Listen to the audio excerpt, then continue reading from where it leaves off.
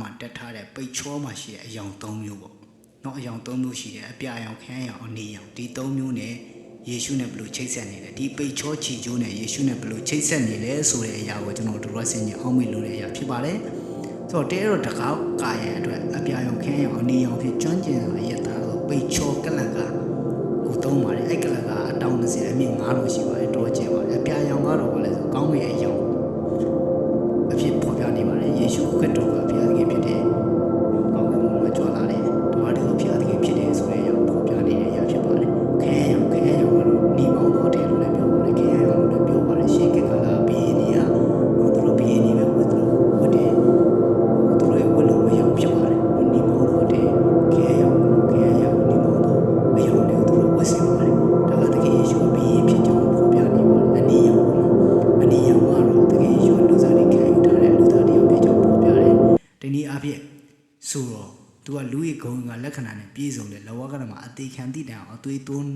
ခဲ့တယ်ဆိုတဲ့အရာကိုဖော်ပြနေတဲ့အရာဖြစ်ပါတယ်ဖိလိပ္ပိခန်းကြီးနဲ့အခန်းငယ်ခွန်မှာဖော်ပြထားတဲ့အရာနဲ့ချိတ်ဆက်နေပါတယ်ပိတ်ချောဆိုတဲ့အရာကဘာလဲဆိုတော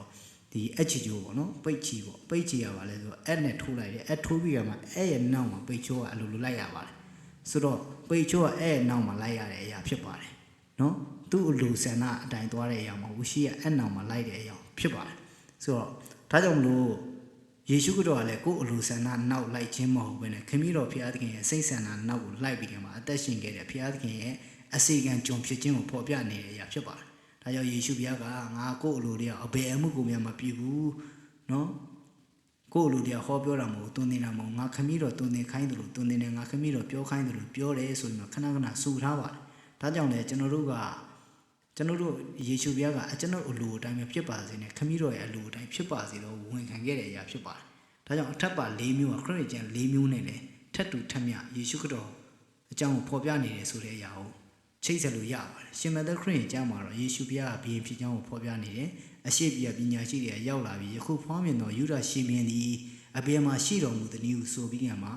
ယေရှုကိုလာရောက်ဖူးမြော်ကြပါတယ်။ရှင်မသက်အခန်းကြီး1အခန်းငယ်1မှာဖော်ပြထားပါတယ်။ရှင်မာကုခရစ်ယာန်ကျမ်းကတော့ယေရှုကဘုရားသခင်ရဲ့ကျွန်ဖြစ်ကြောင်းကိုဖော်ပြနေပါတယ်။ရှင်မသက်ကတော့ယေရှုခရစ်တော်၏ဆွေတော်စီမျိုးတော်ဆက်စီရင်ကိုဖော်ပြခဲ့တယ်လို့ရှင်မာကုနိုင်လည်းရှင်မာကုမှာဖော်ပြထားခြင်းမရှိပါဘူး။ဤအရာကဂျိုနေယာဆွေတော်စီမျိုးတော်ဆက်စီရင်မရှိကြောင်းကိုဖော်ပြပါတယ်။ဂျိုနေအတွက်နော်အစီကံကျွန်အတွက်ဆွေတော်စီမျိုးတော်ဆက်စီရင်မလိုအပ်ပါဘူး။ရှင်လုကခရစ်ယာန်ကျမ်းမှာတော့ယေရှုခရစ်တော်ရဲ့ဆွေတော်စီမျိုးတော်ဆက်ကိုဖော်ပြထားပါတယ်။ဆိုတော့ယေရှုခရစ်တော်ကလူသားတော်အနေနဲ့ကြွလာတယ်ဆိုတဲ့အရာကိုရှင်လုကခရစ်ယာန်ကျမ်းကရည်ညွှန်းဖော်ပြထားတဲ့အရာဖြစ်ပါတယ်။နော်ရှင်ယောဟန်ခရစ်ယာန်ကျမ်းကတော့သခင်ယေရှုကဘုရားသခင်ရဲ့သားတော်ဖြစ်ကြောင်းကိုဖော်ပြထားပါတယ်ဆိုတော့ပတ္တခါပွဲကပထမလရဲ့14ရက်နေ့မှာဖြစ်ပါတယ်ပထမလ10ရက်နေ့ကလေးကသူ့ကိုတတ်မဲ့ရွေးချယ်ပြီးကမှ4ရက်ပတ်လုံးစောင့်ကြည့်ရတာဖြစ်ပါတယ်အပြည့်အနာစာရှိမရှိနော်စောင့်ကြည့်ပြီးကမှအပြည့်အနာစာမရှိတာတေချာသွားတဲ့အခါမှာပတ္တခါ